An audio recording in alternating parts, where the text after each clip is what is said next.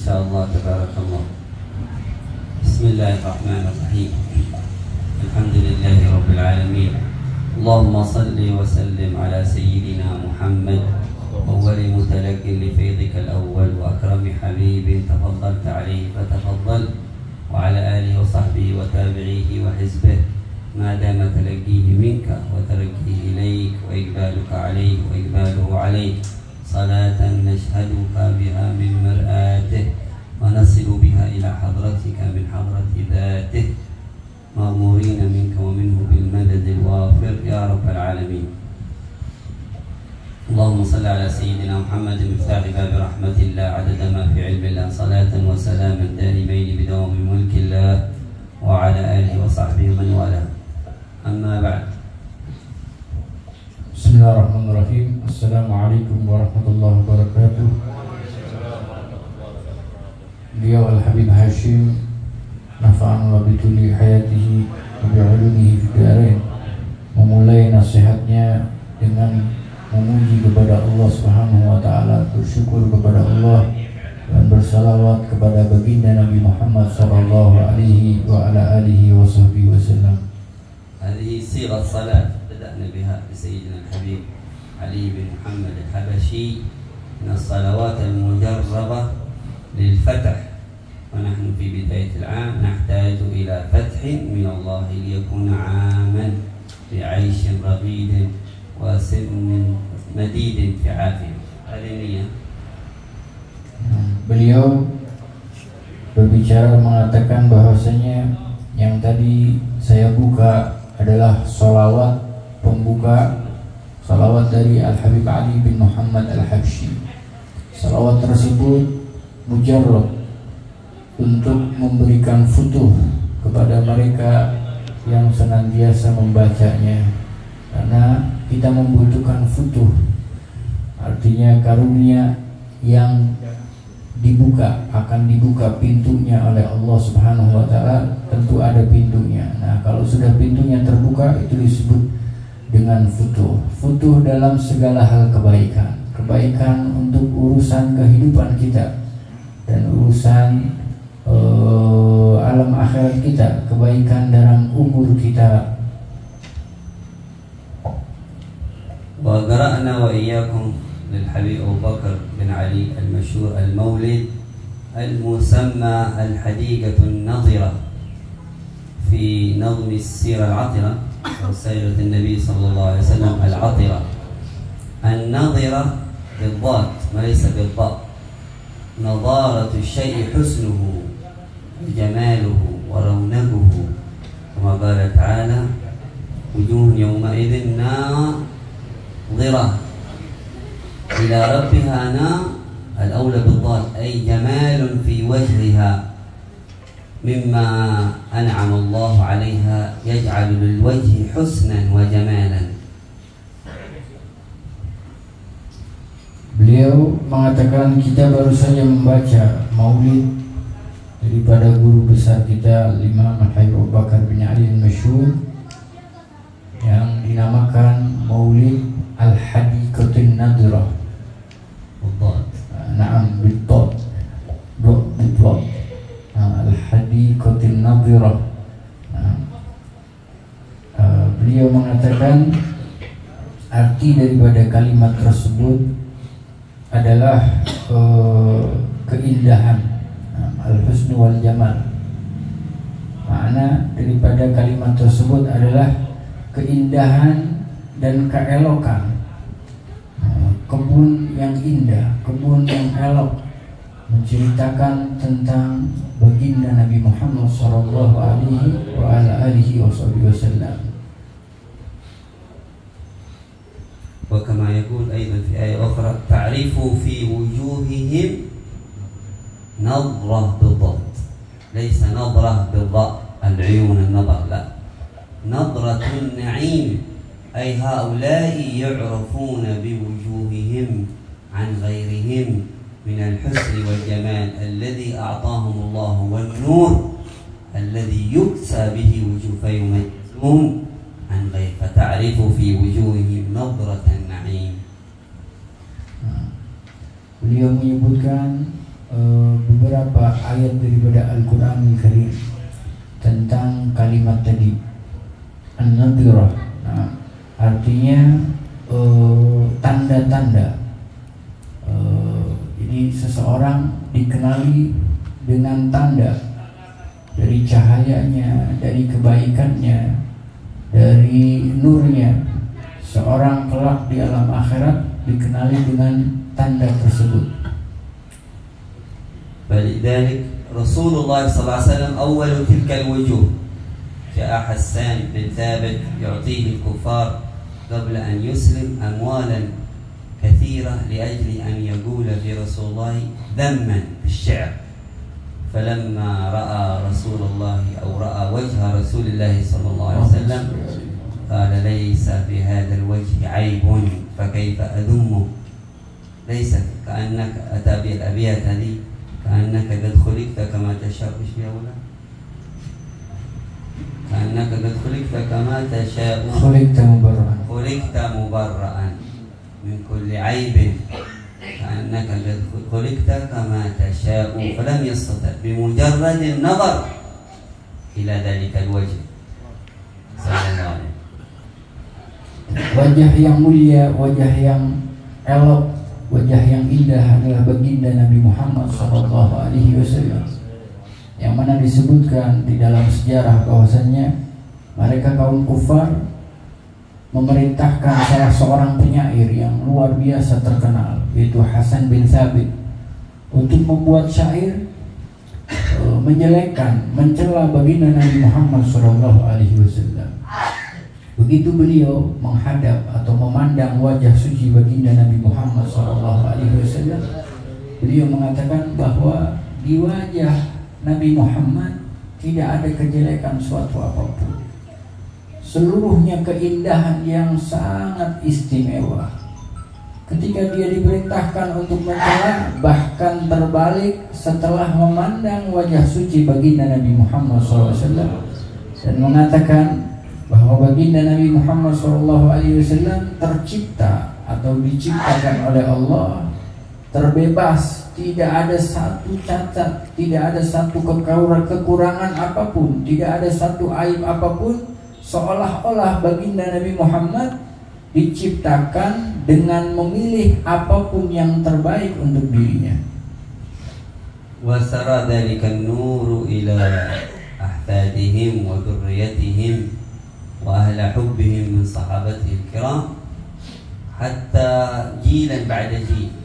ويحدثنا صاحب هذا الحول سمعنا قصة منه يحكيها عن شيخه أبو بكر المشهور، يقول كنا في السعودية فجاء أحد يريد يدخل مجالس الحبيب عبد القادر بن أحمد السقاف رحمهم الله تعالى، يأتي بقصيدة يذمها. قالوا له ذلك مجلس فيه أناس يفعلون أشياء ليست على السنة كما هو دأبهم، يعني جماعة الآخرين. فانظم فيه قصيدة، فإذا دخلت في المجلس وجلست فقم قل معي قصيدة، وأتي بقصيدة التي كلها ذم فيها ذكر الشرك والأفعال التي يفعلونها الخطأ، فتجهز ولم يعرف هؤلاء الحبيب عبد القادر ولا غيرهم. فدخل المجلس كان معه قصيدة في جيبه، فجلس آخر المجلس. لما جلس آخر المجلس رأى تلك الوجوه، رأى وجه الحبيب عبد القادر ووجوه أخرى كانت جنبه، كل وجه يسع نوره السماء والأرض رضي الله عنه، فلم يستطع أن يقول تلك القصيدة. فآخر المجلس قال شوف جئت إلى مجلسكم ارتحت كثيرا وكنت معي قصيدة ذم، أعطوني فلوس عشان نأتي بها أمامكم، لكن الآن بكرة معي قصيدة أخرى مدح فيكم. هكذا قال لها شيخنا الحبيب بكر في شيخه الحبيب قادر. Keindahan, kemuliaan, cahaya tersebut terwariskan pada mereka para sahabat baginda Nabi Muhammad SAW, orang-orang soleh dan cucu-cucu baginda Nabi Muhammad SAW, keturunan yang mulia dari Nabi Muhammad SAW. Salah satu di antara mereka adalah guru yang mulia, guru daripada Al-Hayy Abu Bakar masyhur, yaitu Hayy Abdul Qadir bin Ahmad Segaf. Diriwayatkan oleh beliau langsung, Al-Hayy Abu Bakar bin Ali masyhur, beliau mengatakan suatu saat di majelis guru kita Al-Habib Abdul Qadir bin Ahmad Segaf, Khalifatul Aslaf, datang seseorang daripada orang yang asing yang kami tidak mengenalnya, datang ke majelis kita, datang ke majelis guru kita, duduk di tempat yang paling belakang. Dia berencana untuk membacakan sebuah syair, tentu diperintahkan oleh seseorang dan dibayar agar mencela daripada Hayy Abdul Qadir bin Ahmad Segaf atau para habaib yang hadir dalam majelis tersebut. Setelah mengamati dan merasakan, memandang wajah-wajah yang mulia mereka, para aulia, orang-orang soleh yang ada di depan Hayy Abdul Qadir bin Ahmad Segaf dan para habaib yang lainnya, dia mengatakan bahwasanya demi Allah, bagaimana saya mau mencela, sedangkan wajah-wajah mereka keluar cahaya yang sangat luar biasa yang menerangi bumi langit, menerangi bumi dan seisinya. Bagaimana mungkin aku bisa mencela mereka? Orang-orang yang ketika dipandang oleh kita merasa tenang, merasa nyaman. Maka dia mengatakan, demi Allah saya besok akan datang lagi dan mengganti syair saya dengan dipenuhi dengan pujian-pujian yang istimewa, dan mengatakan bahwasanya demi Allah saya ini tidak merasakan ketenangan yang istimewa yang belum pernah saya rasakan kecuali ketika saya datang ke tempat majelis ini. Agarra binuri wujuhim hatta al-kuffar, فكيف المسلمين المخالفين حتى الكفار. عندكم هنا الحبيب محمد بن أحمد بن محمد المحضار في إندونيسيا، وتوفي في سربايا. كان ذا وجه وطلعة نبوية ووراثة محمدية صلى الله عليه وسلم، ورثها من رسول الله عليه الصلاة والسلام. في بعض المرات كان يمشي في الطريق فرآه أولا الهولنديين، كانوا عندكم هولندا كفار، فلما رأى وجهه قال من هذا؟ قال هذا فلان. قال لا من أي طوائف؟ لأنهم يعرفون عندكم هنا مسلمين طوائف كثيرة، هذا كذا وذول كذا وهذا كذا وهذا كذا، وكثرة طوائف الإسلام التي تفرق المسلمين. فقال له لماذا تسأل عن الطائفة؟ قال إن مع أهل هذا الحق بمجرد رؤية وجهه ومحياه رضي الله عنهم وأرضاهم. Begitulah mereka para pewaris baginda Nabi Muhammad Sallallahu Alaihi Wasallam. Ada seorang ulama dari negeri kita yang kita kenal, beliau Al-Habib Muhammad bin Ahmad Al-Mahdar, salah seorang ulama yang wafat dimakamkan di kota Surabaya. Beliau adalah salah seorang ulama yang mana mewarisi cahaya dari cahaya baginda Nabi Muhammad Sallallahu Alaihi Wasallam yang terletak pada wajah beliau radhiyallahu anhu. Pernah suatu ketika beliau berjalan di sebuah jalan dan berpapasan dengan mereka kaum kufar, orang-orang kafir. Beliau mengatakan mereka orang-orang soleh akan ketika dipandang oleh kita akan merasakan ketenangan dan kedamaian dan rasa kagum takjub kepada mereka walaupun orang-orang kafir. Nah, orang Belanda ini melihat Hayy Muhammad bin Ahmad Al-Mahdar. Kemudian setelah melihat bertanya kepada orang-orang yang ada di sekitarnya, siapa yang baru saja lewat? Dia bertanya siapa dia? Dan mereka ini seorang ulama, seorang alim. Dia bertanya lagi, dari golongan apa? Karena bermacam-macam golongan kaum muslimin, bermacam-macam membuat kita bingung. Kemudian kesimpulannya orang Belanda ini mengatakan, demi Allah, dia bersumpah, saya bersumpah bahwasanya kebenaran ada padanya dan orang-orang yang mengikutinya, dengan hanya melihat wajah beliau yang dipenuhi cahaya dari Allah Subhanahu wa taala. ذلك حتى يحكى في أيام الدولة العباسية كانوا العباسيون متميزون، كانوا في وقت بلبس العمائم السود،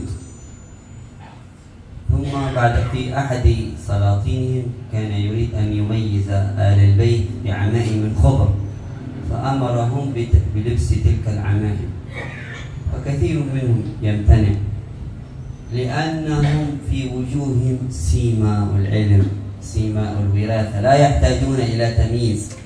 فقال شاعرهم، شاعر آل البيت عليهم رضوان الله، جعلوا لآل النبي علامة، إن العلامة شأن من لم يشهر، نور النبوة في وسيم وجوههم يغني الشريف عن الوسام الأخضر. فنور النبوة في الوجوه دلالة على الاتصال السند، نور النبوة والأعمال الخالدة هي دليل على تلك النور المتصل بذلك النور التي نور متصل بنور محمد الذي نور الكون كله صلى الله عليه وسلم. هذا معنى البيت، نور النبوة في وسيم وجوههم يغني الشريف عن الوسام الأخضر. Ketika masa kekhilafahan daripada Daulah Al-Abbasiyah, dalam masa pemerintahan tersebut,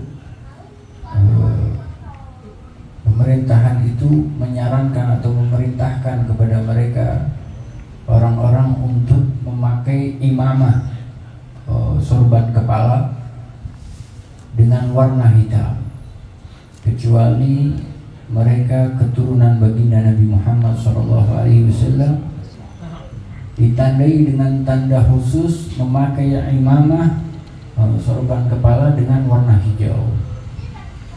Maka sebagian menolak dan mengatakan tidak perlu. Kenapa? Karena mereka yang punya hubungan dengan baginda Nabi Muhammad SAW bisa dikenali dengan cahaya yang ada di wajahnya, cahaya yang keluar dari pribadi seseorang yang dipenuhi cinta dengan baginda Nabi Muhammad SAW. Cahaya ilmu, cahaya ma'rifah, cahaya yang bersumber dari sumber cahaya yaitu baginda Nabi Muhammad SAW. Maka seorang penyair mengatakan, ketika ingin memberi tanda, maka tanda tersebut akan diberikan kepada seseorang yang tidak dikenali. Bagaimana mereka yang sudah terkenal atau yang sudah tertandai dengan cahaya, yang cahaya tersebut bersumber dari baginda Nabi Muhammad SAW, maka tidak perlu lagi tanda imamah warna hijau. Karena setiap mereka yang terhubung dengan baginda Nabi Muhammad SAW, baik itu keturunan atau keilmuan atau ma'rifah, ataupun mereka yang bersanad dari guru dan guru sampai dengan baginda Nabi Muhammad SAW, maka pasti akan ada dalam dirinya cahaya yang penuh dengan makna, cahaya dari baginda Nabi Muhammad sallallahu alaihi wa ala alihi wasallam. والكلام قليل مختصر لا يسعه الوقت في الكلام عن الحبيب أبو بكر بن علي صاحب هذه الحورية وصاحب هذه الطلعة الباهية رضي الله عنه، فهو تميز بصفات كثيرة قل أن يوجد له نظير أو شبيه أو مثيل في هذا الزمان. فهو إن كان أبناء كرام ولكن تفرد بأشياء عظيمة جدا رضي الله عنه، منها المشيخة التامة والأخذ والتلقي والجلوس بين يدي شيخه الحبيب عبد القادر بن أحمد السقاف. كان يعرف من قديم أنه ذلك الذي يقود الحبيب عبد القادر في المجلس، يخرج الحبيب عبد القادر يقوده يدخل حي عبد القادر يقوله، يجلس منشد ومنشد في كل مجالس حي عبد القادر بن أحمد. ثم كان من بهذه الخدمة وبهذه الآداب، وتتلمذ تلمذة كاملة سنوات طويلة من بداية من قبل 1400، من قبل في 95 96 97 حتى أن أقعد الحبيب عبد القادر بن أحمد في بداية 1420 رضي الله كل السنوات، وهو مرافق له في كل جلسات. قال كان يعمل جلسات يوميا قرأنا عليه الأمهات الست كلها. هذه أولا. Beliau mengatakan, saya sebutkan sesuatu yang ringkas dari sejarah atau sifat guru kita Al-Hayy Abu Bakar bin Ali Al-Masyhur. Hayy Abu Bakar bin Ali Al-Masyhur adalah salah seorang ulama yang sangat luar biasa, pewaris baginda Nabi Muhammad Sallallahu Alaihi Wasallam, yang mempunyai sifat yang sangat luar biasa, yang mungkin di zaman ini sangat sedikit orang-orang yang mempunyai sifat seperti guru kita Al-Hayy Abu Bakar bin Ali Al-Masyhur. Beliau berguru dengan gurunya Hayy Abdul Qadir bin Ahmad As-Segaf, seorang Khalifatul Aslaf, ulama besar. Siapa yang tidak mengenali beliau, Hayy Abdul Qadir bin Ahmad As-Segaf?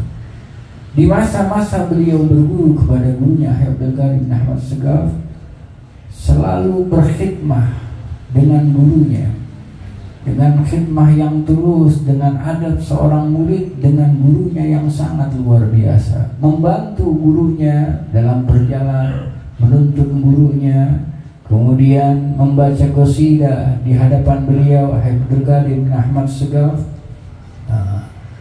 membaca qasidah di hadapan beliau. Hayy Abdul Qadir bin Ahmad Segaf yang sangat luar biasa. Intinya beliau duduk dengan Hayy Abu Bakar, dengan Hayy Abdul Qadir dengan waktu yang sangat lama, kurang lebih sampai 17 tahun duduk dengan gurunya. Dan beliau mengatakan, beliau membaca daripada kutubus sittah, kutub atau kitab-kitab dari hadis sahih, ya, Bukhari, Muslim dan seterusnya, ya, di antara ada 6 kitab hadis yang sahih, semuanya dibaca di hadapan gurunya Hayy Abdul Qadir bin Ahmad As-Segaf. هذه طول المدة والقراءة في الكتب الكثيرة. وكان يقول كنت لا أعزم على شيء أو لا أمتنع عن شيء إلا وأستشيره، ولو كان في أمر حقير من أموري الدنيوية أستشيره بكله. ومنها كان والده يريد أن يذهب إلى الأزهر الشريف يدرس في الأزهر، قال اذهب واستشير عمك عبد القادر أحسن. فقال له يا حبيب عبد القادر أريد أسافر إلى الأزهر، ولكن كان في نفسي أني لا أريد أن أفارق هذا الوجه، لأن إذا ذهبت أزهر سأفارق هذا الوجه، وجه الحبيب عبد القادر. أنا نتكلم عن الوجوه النضرة. فقال لا أستطيع أن أفارق. فقال له يا عبد القادر أنت اجلس هنا، اجلس هنا عندنا إن شاء الله خير، اجلس عندنا وسيأتيك الأزهر وعلماء الأزهر كلهم. وتحققت فيه هذه النبوة وهذه الوصية، وأتوا علماء الأزهر إليه في الوسطية، تحقق هذا الشيء رضي الله عنه. Beliau berguru dengan gurunya Hayy Abdul Qadir bin Ahmad Segaf, selalu mulazamah, selalu tidak terputus majelis guru beliau, dan membaca begitu banyak kitab-kitab yang sangat luar biasa di hadapan gurunya Hayy Abdul Qadir bin Ahmad Segaf. Dan beliau mengatakan cintanya sangat luar biasa kepada gurunya Hayy Abu Bakar.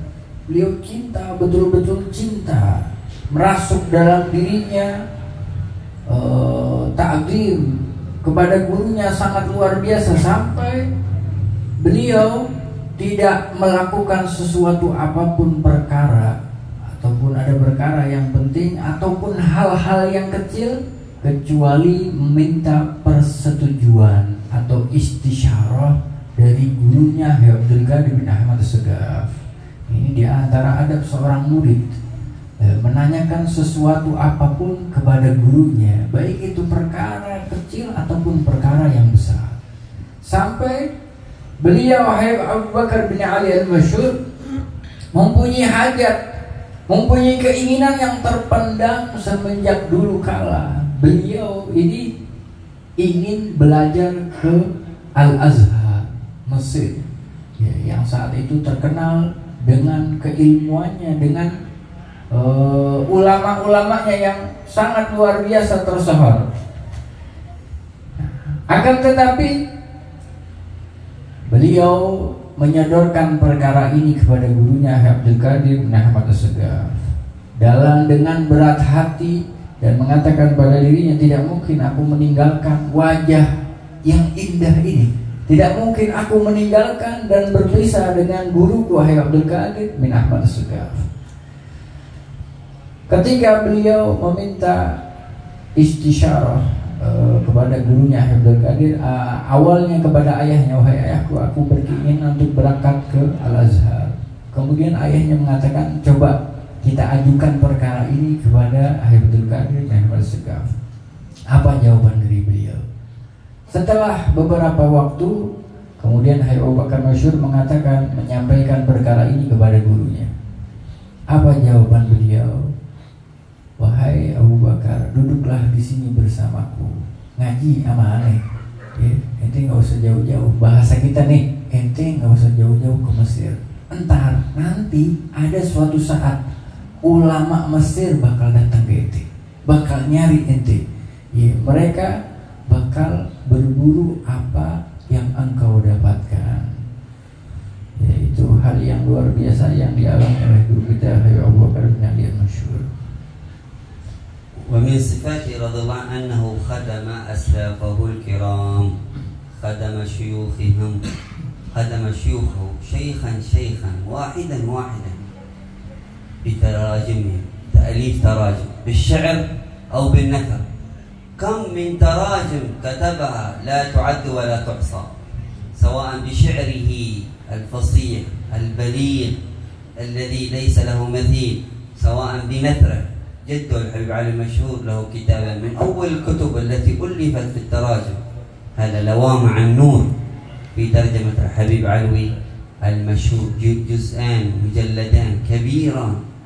قبسات النور ترجمة والده الحبيب علي بن أبي بكر، وغيرها تراجم الحبيب عبد القادر بن أحمد، جني القطاف، ترجمة الحبيب محمد الهدار، وترجمة الحبيب إبراهيم بن عقيل، وترجمة. وهذا من البر بأجداده ومن البر بشيوخه. فبر الشيخ الوالد وهو الذي علمك أولى رضي الله عنه. حتى بعض مشايخنا أو شيخ مشايخنا البونمي حبيب محسن البونمي ألف كتاب في تراجم شيوخه وأجداده، سماه بر الولد. فهذا من البر. بر ليش؟ محسن بن كان قاضي المكلف رحمه الله. Abu Bakar bin Ali Al-Masyhur adalah seorang ulama yang suka menulis. Banyak sekali karya tulis yang lahir dari tangan beliau, sangat banyak, jumlahnya sangat banyak. Beliau ini mengaku seorang khadim. Abu Bakar menganggap dirinya adalah khadim. Apa arti khadim? Khadim artinya pembantu, pembantu, khadimus salaf, pembantu kaum salaf, artinya orang-orang soleh terdahulu. Abu Bakar bin Ali Masyhur membuktikan kecintaannya atau kekhadimannya kepada orang-orang soleh sebelumnya, kepada guru-guru beliau. Beliau menulis sejarah tentang mereka, orang-orang soleh. Guru-guru beliau satu persatu ditulis oleh beliau. Di antara karya tulisnya ada Lawami'un Nur, tentang sejarah daripada Habib Ali bin Abu Bakar Masyhur, ayah beliau.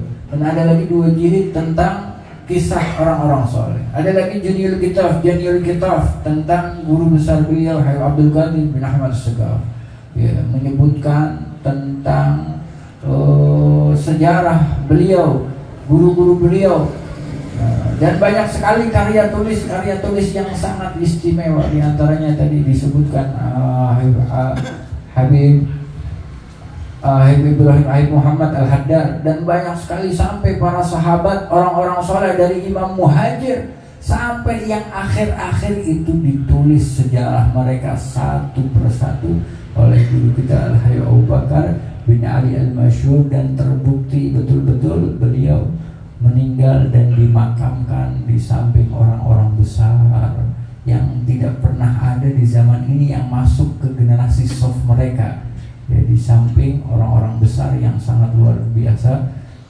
di pemakaman Zambal. ومن تميزه أيضا الأخير، لا نطيل عليكم سامحوني، هذا الحبيب بكر لو تكلمنا عن تميزاته لا نستطيع أن في ليلة واحدة ولا ليلتين ولا 3 ليالي. ففقه التحولات هذا الذي يذكر به كثيرا ويشاد به، وهو ذكر التغيرات التي حصلت بعد عصر النبوة أو في عصر النبوة وما بعد عصر النبوة، أدت إلى الانشقاقات والفتن التي من لم يعرفها وقع في الفتن، ومن عرف الفتن ومنشأها من النصوص النبوية بعد عن الفتن. كان سيدنا حذيفة بن اليمان قال كنا كل الناس يسألون رسول الله عن الخير وأنا أسأله عن الشر، يسألون عن الخير وأنا أسأله، فذلك سمي أمين سر رسول الله. قال كان رسول الله ذكر للمنافقين واحدا تلو واحد، وما يأتي أحد ومعه 30 نفر أو 50 نفر إلا وذكر اسمه وزمنه، فكان يحفظ هذه الفتن. عرفت الشر لا للشر ولكن لتوجيه، ومن لم يعرف الشر من الناس وقع فيه. إذا تعرف الشر لتبتعد عنه، لا، فإذا لم تعرف الشر فربما تقع في ذلك الشر. فهذا فقه التحولات، وهو خلاصة عن معرفة الفتن وكيفية سبل النجاة منها. Di antara satu perkara yang selalu dibicarakan atau satu ilmu yang selalu dianjurkan untuk mempelajarinya oleh guru kita Al-Habib Abu Bakar Al-Masyhur, salah satu ilmu yang dihidupkan kembali oleh beliau, ya, salah satu ilmu yang dihidupkan kembali oleh beliau yaitu salah satu rukun daripada rukun agama, rukun yang keempat atau yang disebut dengan alamat sa'ah, atau yang disebut oleh beliau dengan bahasa fikih tahawulat. Fikih tahawulat. Apa artinya fikih tahawulat? Fikih tahawulat adalah satu ilmu yang Habibana Habib Ahmad bin Ali As-Segaf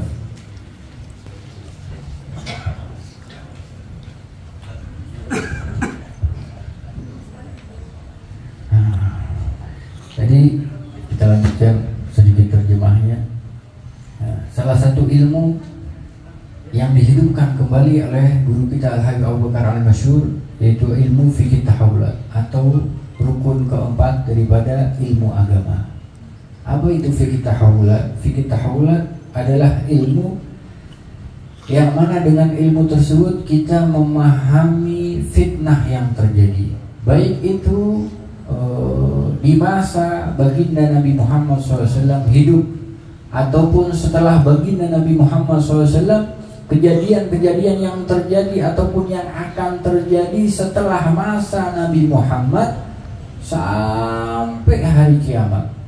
Nah, ilmu tersebut perlu kita pahami, perlu kita pelajari, karena ilmu tersebut mengungkap hijab fitnah-fitnah yang akan terjadi. Alhasil dikisahkan bahwasanya salah seorang sahabat baginda Nabi Muhammad SAW yang bernama Al-Hudzaifah Hudzaifah ibn Yaman. Beliau salah seorang sahabat pewaris ilmu ini. Beliau mengatakan, kuntu, saya ini selalu bertanya kepada baginda Nabi Muhammad SAW tentang keburukan. Ya. Semua orang datang kepada Nabi SAW tanya tentang kebaikan, tentang nasihat, tentang ilmu yang baik, bagaimana cara beramal soleh, apa amal apa yang terbaik, afdhul amal atau dan lain sebagainya. Akan tetapi saya ini beda sendiri dari sahabat-sahabat yang lain. Saya selalu bertanya tentang kejelekan yang tidak ditanya oleh sahabat yang lain.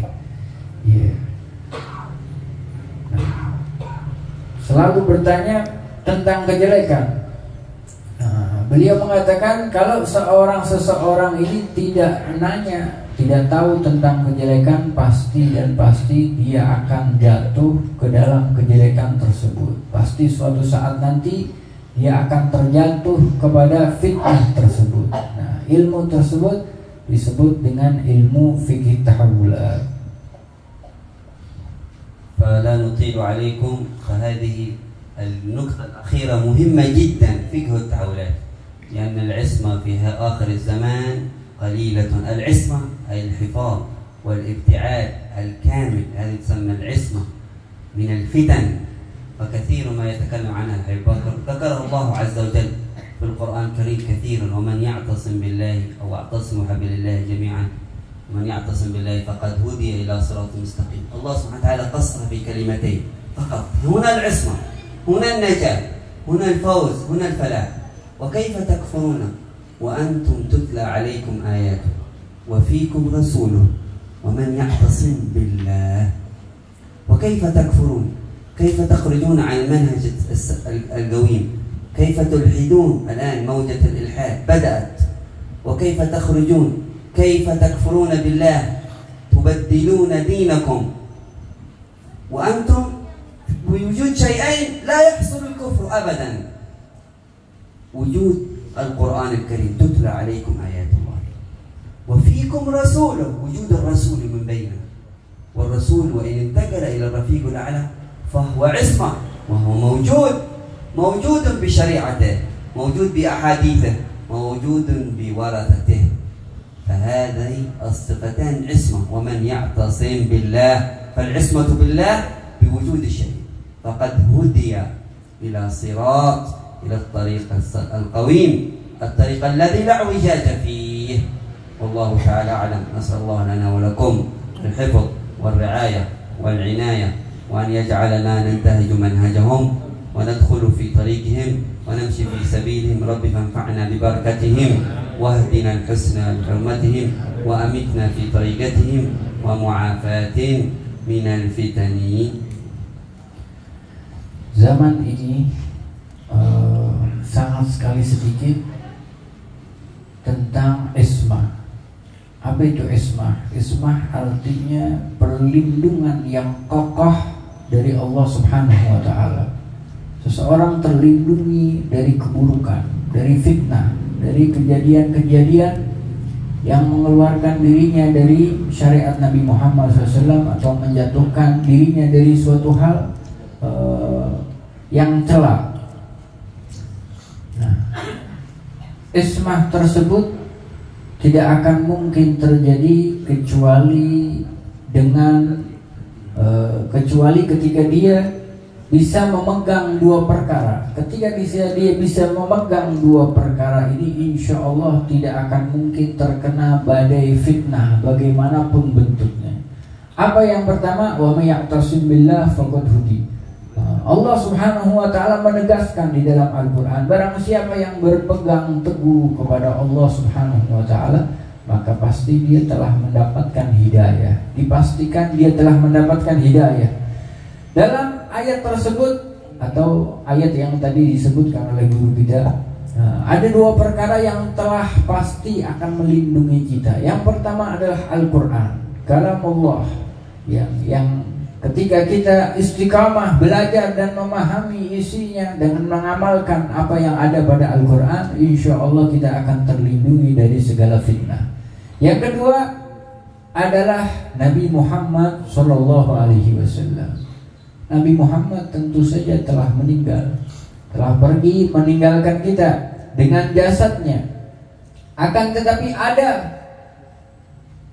warisan Nabi Muhammad SAW, ada ilmunya baginda Nabi Muhammad Sallallahu Alaihi Wasallam, ada syariatnya baginda Nabi Muhammad Sallallahu Alaihi Wasallam, dan juga yang terpenting ada mereka-mereka yang menjadi pewaris baginda Nabi Muhammad Sallallahu Alaihi Wasallam. Kalau kita memegang teguh kedua-duanya, Al-Quran, kemudian ilmunya Nabi Muhammad, dan warisan Nabi Muhammad dan para pewaris baginda Nabi Muhammad SAW, pasti insya Allah kita akan terlindungi dari fitnah apapun yang ada, yang terjadi di zaman kita, ya, di waktu kita, di masa kita hidup. Terbukti sekarang banyak sekali fitnah yang sangat dahsyat, luar biasa, betul,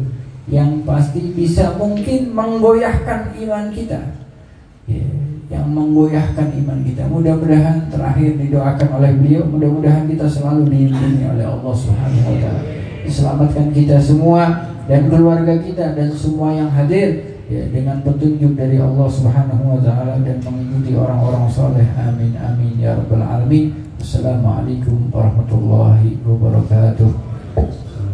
الشيخ أمين الله أظن يريدنا نلكن الفاتحة، لكن أنا نسيت الوقت، لكن إن شاء الله نعطيكم باختصار. الفاتحة نسمعها وتقرؤون كما تسمعون. فالفاتحة أو القرآن الكريم بالأخذ والنقل، يقول القرآن بالنقل لا بالعقل. أنا بقرأ بالطريقة الفلانية، هذه الطريقة تعجبني، هنا أنا بسوي مد، هنا أنا بوقف. لا، فالقرآن بالنقل لا بالعقل، ما هو بالإيش. Beliau mengatakan saya diminta untuk memberikan ijazah yang muttasil dengan salah satu surat dari Al-Quran, yaitu surat Al-Fatihah. Beliau mengatakan membaca Al-Quran ini bukan dengan keinginan kita atau dengan akal kita, bukan, akan tetapi kita membaca Al-Quran sesuai petunjuk yang kita dapatkan dari guru kita dengan sanad muttasil atau yang disebut dengan nakal, ya, kita mendapatkan ijazah sebagaimana guru kita membaca seperti ini terus sampai dengan baginda Nabi Muhammad Sallallahu Alaihi Wasallam. Beliau akan membaca dan kita akan menirukannya. أعوذ بالله من الشيطان الرجيم.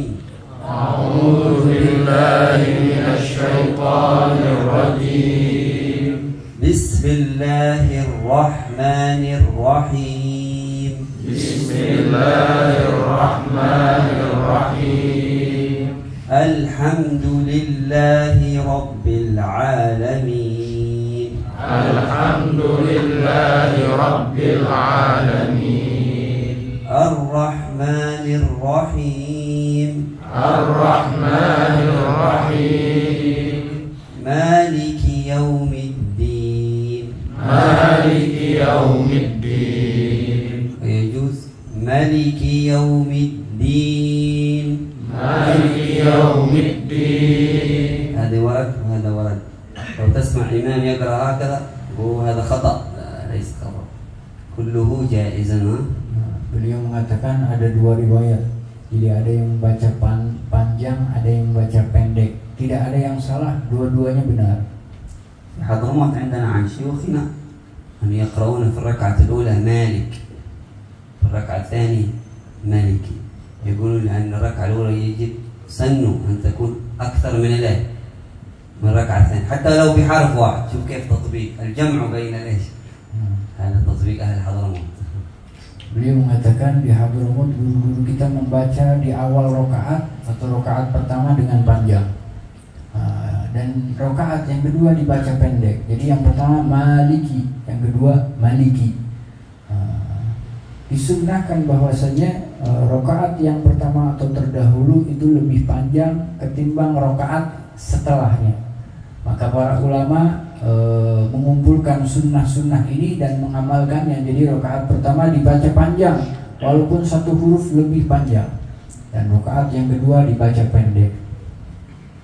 Maliki yaumiddin, Maliki yaumiddin, Iyyaka na'budu wa iyyaka nasta'in, Iyyaka na'budu wa iyyaka nasta'in, Ihdinas siratal mustaqim, Ihdinas siratal mustaqim, Siratal ladzina an'amta 'alaihim, Siratal ladzina an'amta 'alaihim. هنا الأفضل الوصل، لكن لأجل التلقين لأنه آية واحدة الأفضل الوصل.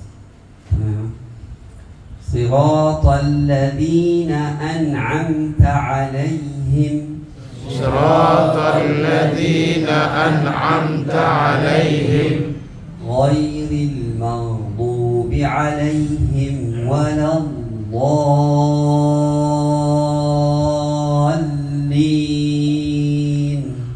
غير المغضوب عليهم ولا الضالين.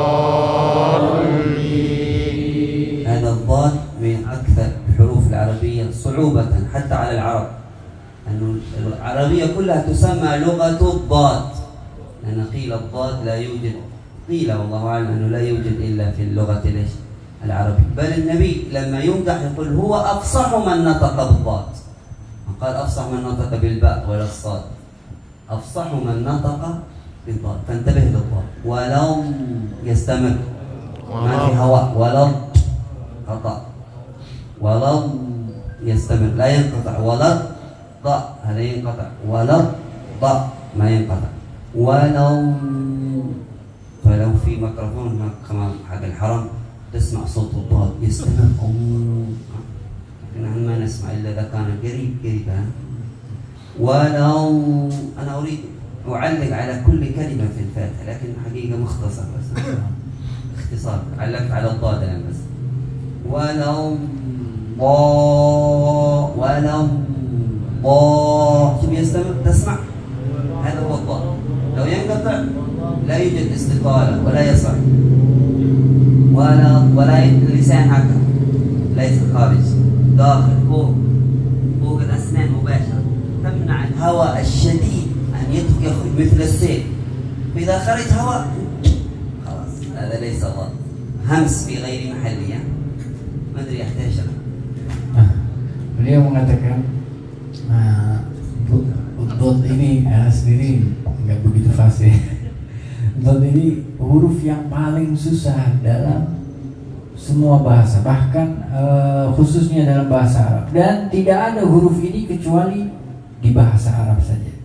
Bahkan disebutkan bahwasanya bahasa Arab ini adalah bahasa dot, dan yang paling fasih mengucapkannya adalah baginda Nabi Muhammad Sallallahu Alaihi wa ala alihi wasallam.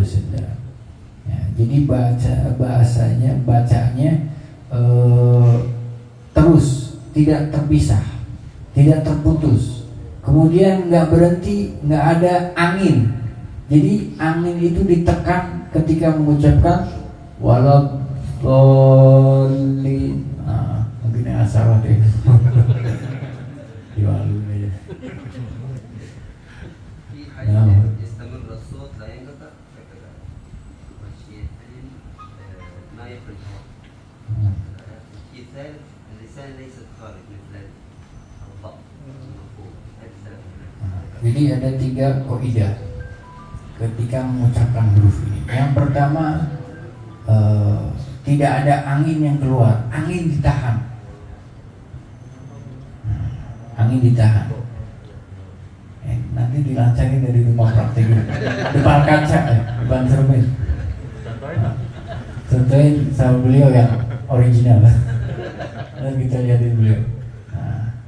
Jadi nggak ada angin yang keluar, kemudian lidah nggak keluar. Ya, lidah ini nggak menjulur ke depan. Nah, yang ketiga, lidahnya ke atas, ditekan, lidah ke atas ditahan. Nah, mungkin doain ya Habib. Walau bisa walau tapi walau الله كانوا مشايخنا في خارج القرآن يقول استمر في الضاد قل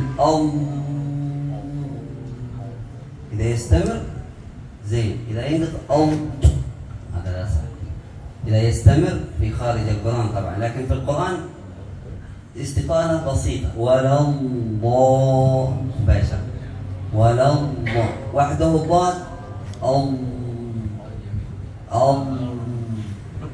في أيسر اللسان هذا وحده ليس ولا ما يصح.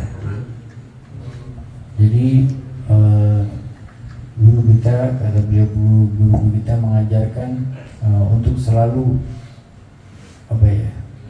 mengulang-ulang, membiasakan membaca huruf ini di luar sholat. Jadi tadi yang sebagaimana yang dijelaskan oleh beliau, nggak keluar angin. Walau aneh nyontohin dan udah ketawa semua.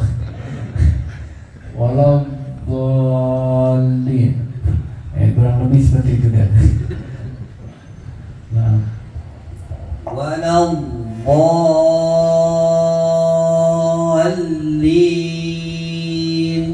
walau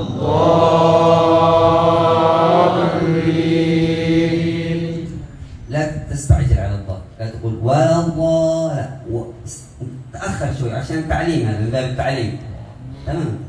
Jangan buru-buru, jangan kecepatan kata beliau, supaya kita belajar benar.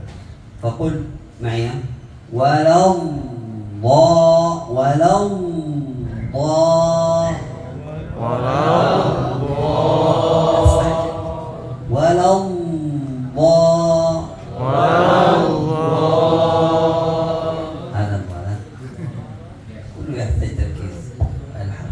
الله جزاكم الله خير رعاكم الله.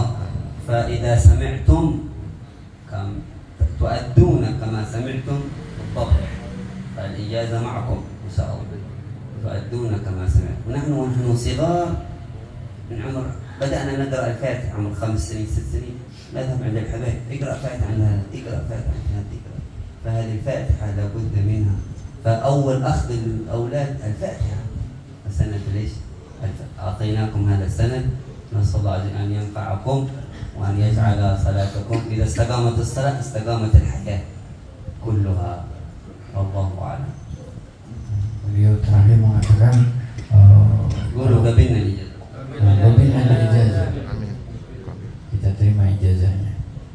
Beliau mengatakan yang terakhir, semenjak saya kecil saya selalu dibimbing oleh orang tua saya untuk meminta ijazah surat Al-Fatihah. Artinya saya membaca di depan orang-orang soleh. Setiap ketemu orang soleh minta untuk membaca surat Al-Fatihah, dilatih semenjak kecil. Beliau kemudian mengatakan kalau kita semua yang hadir membaca sesuai dengan yang saya baca, insya Allah sanadnya muttasil.